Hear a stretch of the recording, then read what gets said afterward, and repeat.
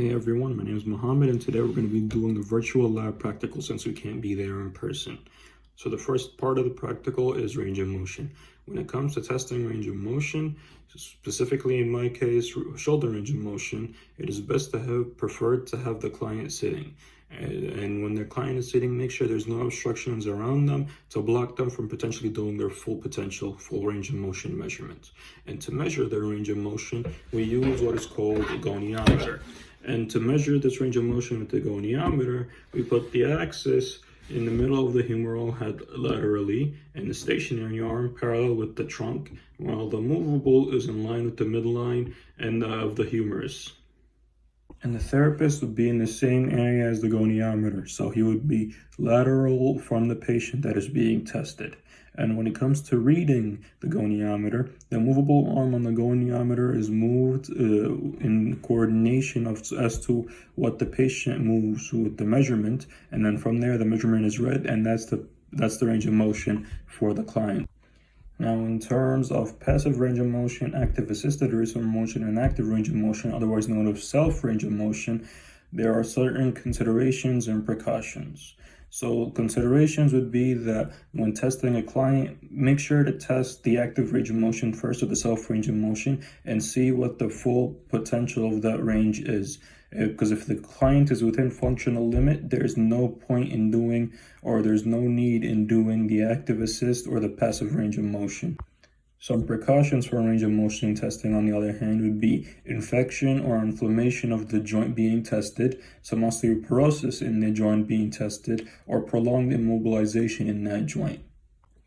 The norms of the range of motion varies for everyone, but from the scores that we are doing to test with, there's usually a 5-point difference in range.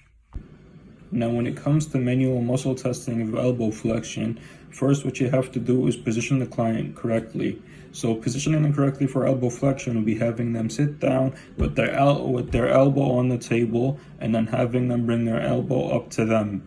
And in that case, the first step you do from there is to do it without resistance. And if they are able to do resistance, you slowly add little by little resistance to see if they break and what resistance level they break at.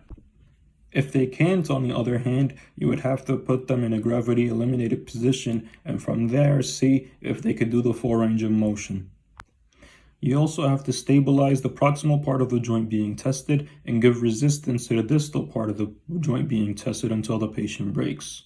And resistance is only applied in the opposite direction of the muscle being tested. And the grade is the muscle strength, so the grade depends as to whether or not resistance was given and how much resistance was given. Now, when it comes to superficial modalities for the wrist, you place the client seated with the arm extended out so the wrist can be out there, and then you place the towels on the wrist before you place the hot pack or cold pack on to prevent any blisters or damage to the skin from the hot pack or cold pack. Now, the layers differ depending on the sensitivity of the client, but it could be anywhere from 2 to 4. And 2 to 4 is more of the recommended, but it could be any more depending on the sensitivity of the client to the heat or to the cold. It is recommended for the therapist to be near the client that is taking the superficial modalities so that if anything happens, whether the patient is being, like the heat is too much on them or the cold is being too much, so that the therapist can be there and help out by either taking them off or finding out what the issue is, or even checking up on the patient by checking to see if any blisters or any marks have formed. Now, in terms of safety checks and allocated time, a hot pack or a cold pack is normally placed for about 15 to 20 minutes, with checking on the client for every 5 minutes. When it comes to transferring a client that is minimal assist and is incontinent, you make sure of any tubes that could get in the way of the transfer. For example, if he has a catheter or an oxygen tube or something like that can get in the way of the transfer and cause some issues. For a stand pivot transfer with a patient, make sure that you have a wide base of support and then so that you are able to support the patient and then help the patient in moving to standing and pivoting into position to whatever they need to go to, whether it's a wheelchair or the bed or anything like that. And make sure to be safe by using proper body mechanics. Some proper body mechanics may include keeping the back straight, bending at the knees, do not twist your back, and keep the person close to your body at all times with a wide base of support.